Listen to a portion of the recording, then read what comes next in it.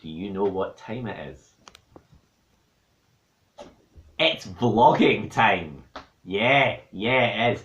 I know it's been like a year or something since I've updated this, but I went on an exciting adventure recently. I travelled to a far off place that motivated me to do a vlog. Now, some of you who know me will know that I went to Japan, went to Tokyo and Osaka and Kyoto, and you're thinking, wow, it's a vlog about that. No, it's not. No, we're not talking about Tokyo or Osaka or Kyoto today. We're talking about Falkirk. Yes, Falkirk, that small town in Scotland. Small's a bit unfair, it's got lots of things. It's got the Falkirk Wheel, which is a marvel of engineering, for one thing. But it's also home to a wargaming convention annually. It's home to Carronade, a little laser cut wooden ticket for going into Carronade. I went along to this event with Priestley Paul. It's much the same as we went to Claymore last year. Same idea, it's a collection of trade stalls, of game clubs holding demo games, but also of second-hand stalls. And there's one thing you know about me, is that I like them second-hand. No, that came out bad, didn't it? Right, so I'll just move on. Yeah, moving on. Okay, I got some bits and bobs, and I thought I'd show you what I got. So, first thing up is some paints, nothing too special, but some weird and wonderful colours. So, I needed to get more gloss varnish regardless, some Vallejo gloss varnish. I was low on that, and my local shop didn't have it in. But it was £5. It was like a bundle for paints. It was a bargain. So I also got fluorescent yellow, a sort of very dark blacky reds, and some very pale blue and greens. What's that? Glacier blue and verdigris. I'm pronouncing that right. Good. So that gives me a couple of more options for the paints.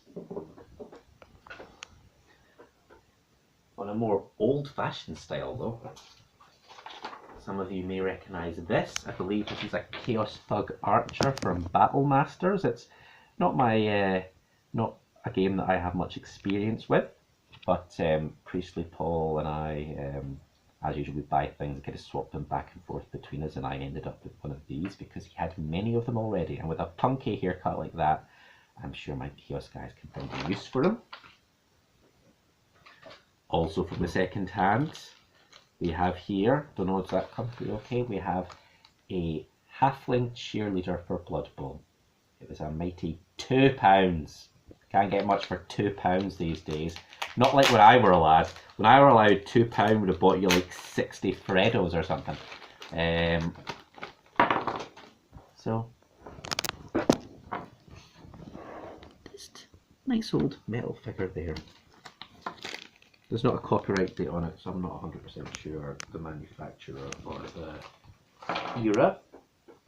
I do know the manufacturer for these ones because they came new and boxed from a company called Studio Miniature, which are based in Ayr. Oh, it's a trip around the glorious pieces of Scotland today. So on the right here, the Vamp, which is obviously inspired by a certain Elvira, Mistress of the Dark, a lady that I sometimes compare Sister Superior to, so it seemed appropriate.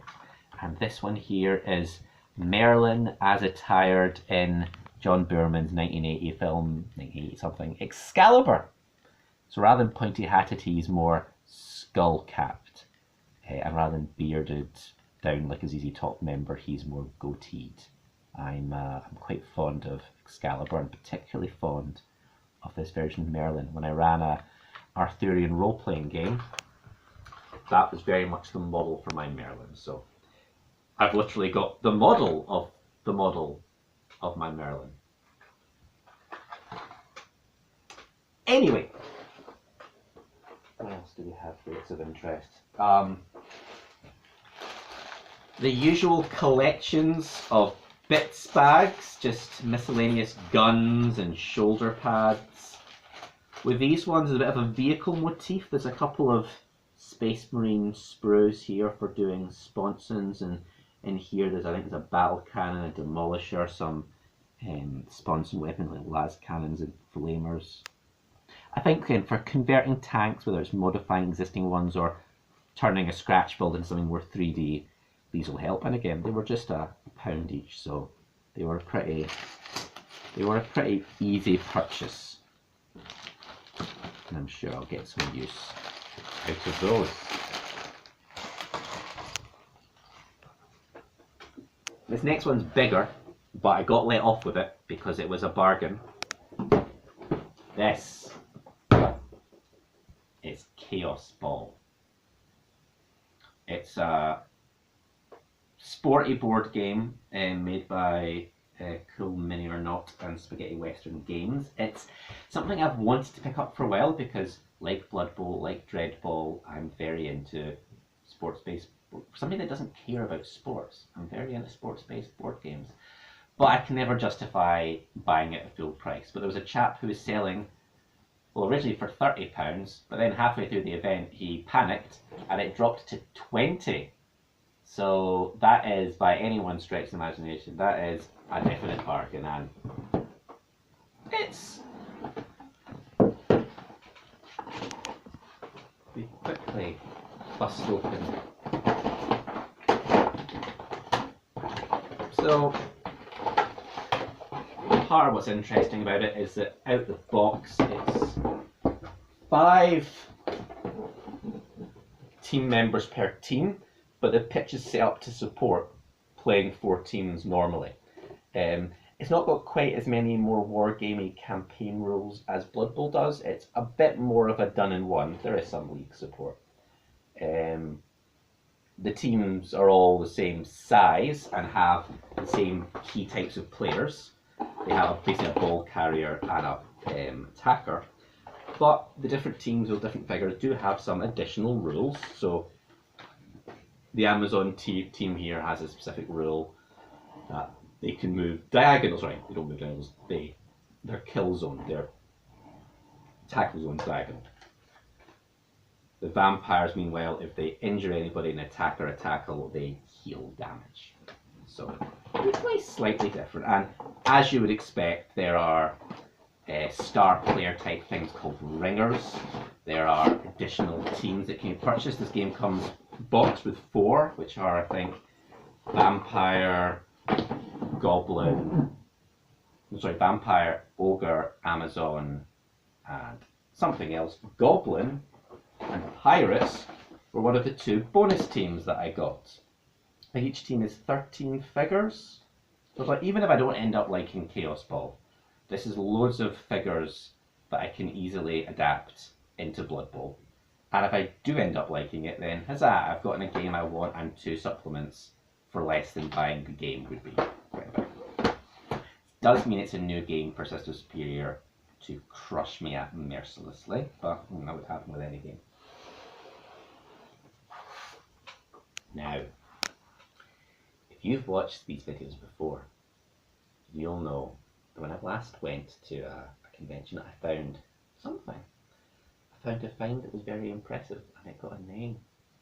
We're going to say that name together. You ready? Excellent. Find of the day.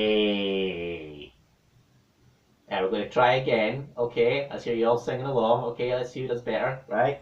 1, 2, 3. Find of the day. Well, I've thought about it, and I'm going to call it a draw. That seems best. Well, this trip's find of the day was the contents of this little bag here, marked Chaos Dwarfs ×7 for £14. Now, compared to an entire boxed game for about half price, this might not sound quite as impressive, but those of you who are Old Hammer fluent may be able to see why I got excited, because these are 1980s metal Chaos Dwarfs, and they're before the 90s big hat style. This is quite old Games Workshop. I think these were out of print even by the time that I got into the hobby. One of my first white dwarfs was the big hat style Chaos Dwarfs. So I only really knew these through old magazine articles and combat cards. I'm in particular fond of this one here. I'm sure I've seen this hammer wielding one before. Unfortunately, this one looks like he's had a weapon chopped off, but he does also have 2 heads, so you know. So I've not quite decided yet. These might get turned into like unit commanders or something for my Chaos Dwarfs, or they might just be a little daft old hammer bit of fun. This two-handed one, I'm actually considering if he'd be better as a Blood Bowl mutant, since he's already de-weaponed. So yeah, for £2 a figure, I assure you, if you go on eBay looking for metal Chaos Dwarfs, pro tip, not £2 a figure. After that, this is going to seem quite tame in comparison. It's a 28mm model kit. It needs some repair. It's a good piece of sci-fi terrain. I thought for Necromunda it could easily be turned into like a tug style vehicle. Now that's the conclusion of the Carronade purchases, but I got something in the mail in the last couple of days as well, and I've been hanging on to it for this video because I thought it'd be so much more exciting to put up in front of you. Now that does mean that it is not what I wanted, and if somebody's just sent me like a box of forks, I'm going to be raging, but it'll be funny raging. So this is a purchase from the United States of America, from eBay, and rather than being wargame related, it's role-playing game related. You all know that I'm very into role-playing games, and I tend to play the same sorts of games. I tend to play superhero, science fiction, fantasy, but there's one notable role-playing game I haven't done up until a couple of weeks ago, and that's Vampire the Masquerade. Well, Vampire the Requiem to be exact, but point stands, gothic, horror-y, vampires, goths, trench coats, katanas. Have you heard of this band? This is a black rose, it's my symbol. That sort of going full goth. But unfortunately, a lot of the supplements are now print on demand only. White Wolf, well, the current owners of it, CCP on its path, don't really send much to shops now. You have to buy it either second hand or print on demand, and for some of the books that's prohibitively expensive.